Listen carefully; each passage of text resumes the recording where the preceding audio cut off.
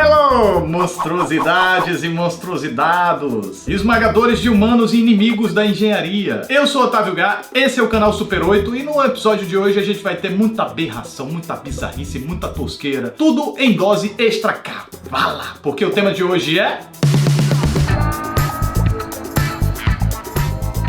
8 filmes com os maiores e mais sinistros bichão do cinema. Vamos às regras. A criatura do filme precisa ser gigante. O bicho precisa ter pelo menos 3 vezes o tamanho de um humano adulto. Pode ser alien, mutante, extinto, bicho sem explicação, mas tem que ser monstro. Não conta animal real existente na fauna atual, tipo um tubarão grande, porque isso eu já falei nesse outro vídeo aqui. A menos que seja muito maior do que o tamanho real. O Ataque dos Vermes Malditos, de 1990, conta a história de uma dupla de cowboy mequetrefe com a bolsa escrotal já inflada pela vida medíocre que eles estavam levando nos confins do Texas. Então eles decidem ir para a cidade grande e tomar um rumo menos degradante do que limpar reservatórios de totô dos outros. Mas como acontece todo dia com qualquer cidadão de bem, monstros subterrâneos dificultam a vida dos camaradas e os impede de sair daquele fim de mundo. O filme começa num tom leve, mas depois o clima esquenta e o bagulho fica tenso. O carisma da dupla de protagonistas e o bom roteiro faz com que a gente em menos de 10 minutos já simpatize com eles. O roteiro começa a preparar a gente mostrando que tem algo estranho debaixo da terra, pra depois ficar atiçando com pessoas futucando o chão, e a gente fica se roendo com aquilo. E quando a gente vê como os bichos agem e do que eles são capazes, a gente mergulha junto aos personagens num quebra-cabeça miserável, pois esse longa é muito hábil em construir enrascadas complicadas que precisam de soluções criativas. Além disso, ainda se preocupa em dar credibilidade aos bichos, de como eles se movem e como eles conseguem encontrar as vítimas. Em Jurassic Park, de 1993, um vovô tão rico que não tinha onde enfiar tanto dinheiro decide fazer o quê? Curtir a aposentadoria? Controlar o colesterol? Jogar biriba na praça com os coleguinha? Porra nenhuma! O velho cria um parque lotado de dinossauro e no passeio inaugural o ancião bilionário joga 2 paleontólogos, um teórico, um advogado representante dos investidores do parque e uma amostra do público-alvo: 2 crianças.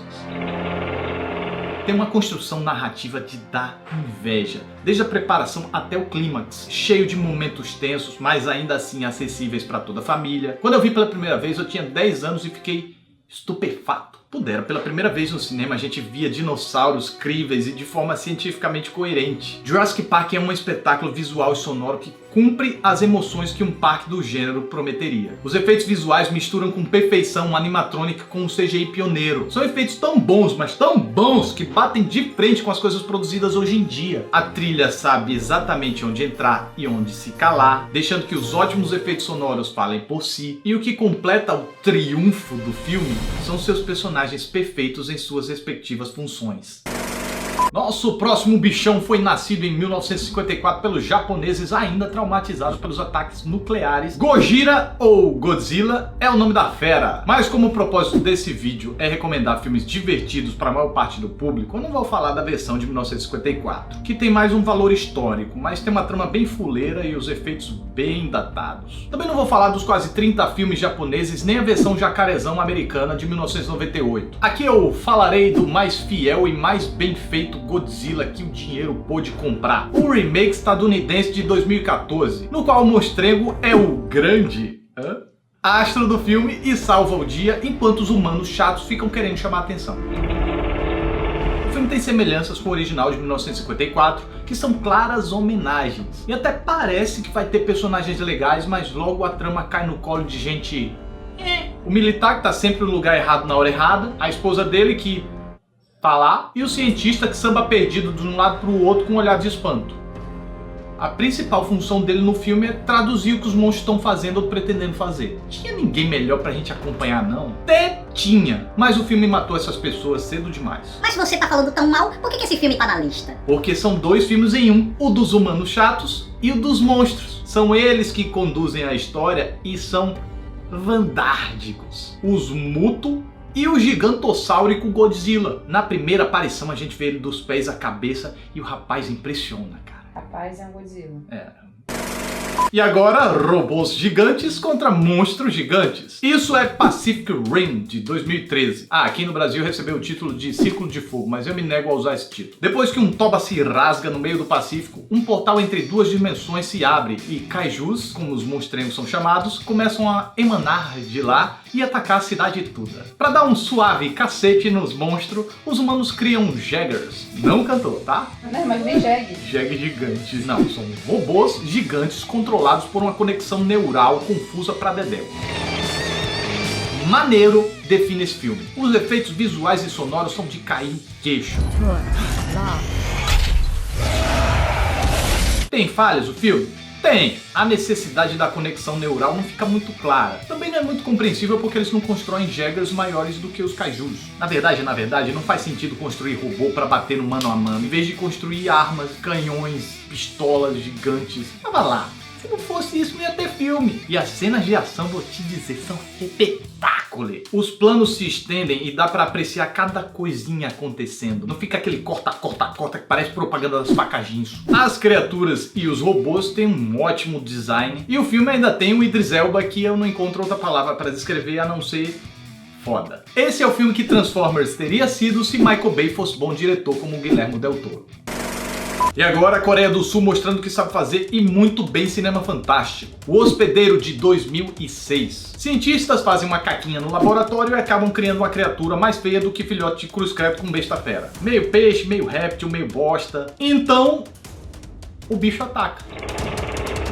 Filhotinhos e filhotinhos, desde o início, se preparem para uma subversão atrás da outra. O protagonista é bunda mole, talvez até com um certo distúrbio mental. Quem combate o monstro não são os militares, não são caçadores, não são heróis, são pessoas simples. Brinca muito com os clichês, tom e estrutura bem diferente do padrão de Hollywood. Tá tudo sério, de repente, tome uma cena pastelona. E outra, o filme não fica fazendo alarde para as coisas que mostra, e dá pra ver o bicho plenamente. E, sobretudo, ainda tem um pano de fundo crítico, constante. O governo, com seus interesses escusos, implantando pânico na população, atropela direitos, abre as portas dos Estados Unidos e quando resolve fazer alguma coisa... O bicho já comeu todo mundo. É tipo isso. Além de tudo, o Hospedeiro ainda tem uma boa dose de sustos. Cloverfield, de 2008, ganhou uma sequência em 2016, que não é bem uma sequência. Eu falei sobre esse filme aqui, nesse vídeo Vale Crítica. Só clicar. E o produtor J.J. Abrams já confirmou que vai ter mais filme desse universo. Mas aqui a gente vai falar do filme que deu origem a essa série. Uma galerinha do bem tá fazendo um bota-fora para um mancebo que vai se mudar pro Japão a trabalho e gravando alguns depoimentos em vídeo. Quando, de repente, a urucubaca come solta começa a papocar na cidade. E como eles já estavam com a câmera na mão, passam a registrar tudo.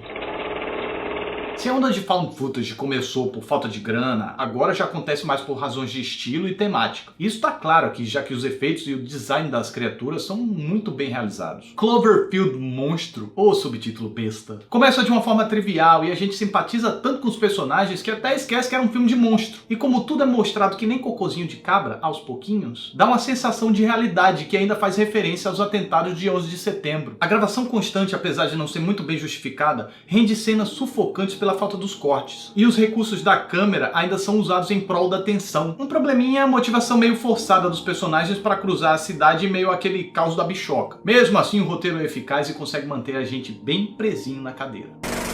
Nosso próximo bichão não é tão grande assim, mas faz um estrago. E já que a gente falou de uma produção de J.J. Abrams, que tal a gente falar de um filme que ele dirigiu? Super 8, de 2011. Como? Eu não entendi. Super 8. Super 8? Isso, Super 8. Ah, tá. E é bom? É ótimo.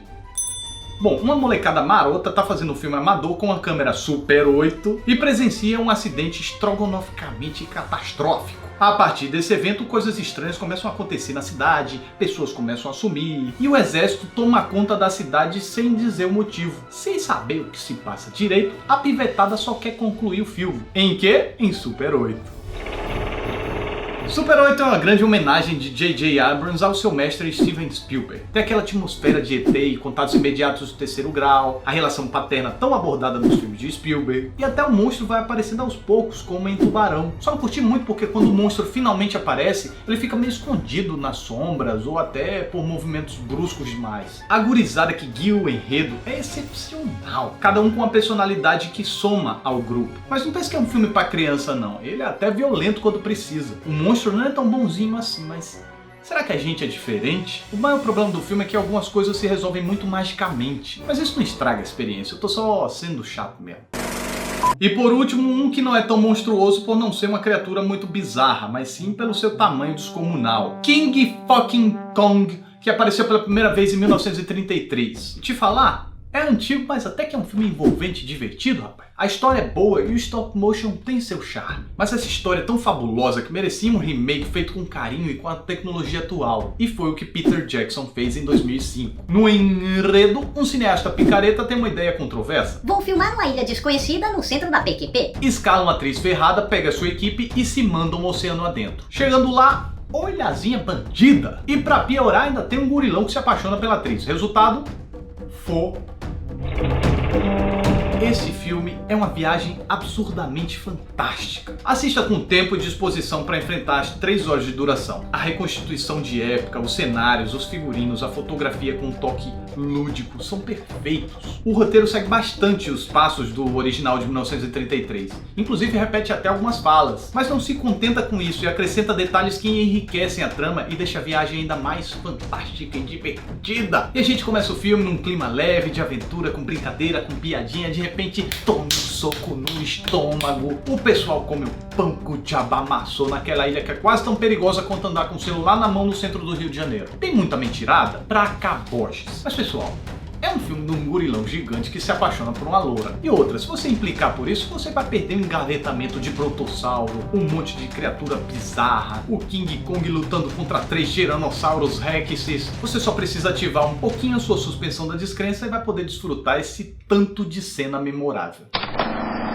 É isso, monstrengodes do meu coração. Alguns filmes ficaram de fora, não deu pra colocar tudo, tive que escolher 8. São os 8 que eu considero os melhores, eles não estão em ordem de preferência, apenas uma ordem aleatória. E outros filmes eu guardei pra outras listas. Mas que filme você acha que merecia entrar nessa lista e eu não coloquei? Coloca aí nos comentários, quero saber sua opinião. Meu povo e minha pova, você sabia que você pode colaborar com esse canal e manter ele em funcionamento? É só clicar aqui e você vai conhecer o meu Patreon. Lá você pode colaborar com qualquer valor. Eu preciso da colaboração de vocês para poder lançar mais vídeos. Eu não tenho ainda uma estrutura muito boa, por isso que às vezes eu demoro um pouco. Se você gostou desse vídeo, não deixa de clicar em gostei e compartilhar nas redes sociais. Se você ainda não está inscrito, não deixe de se inscrever e clicar naquela engrenagemzinha para marcar para receber todas as atualizações. É isso, meu pessoal. Muito obrigado mais uma vez e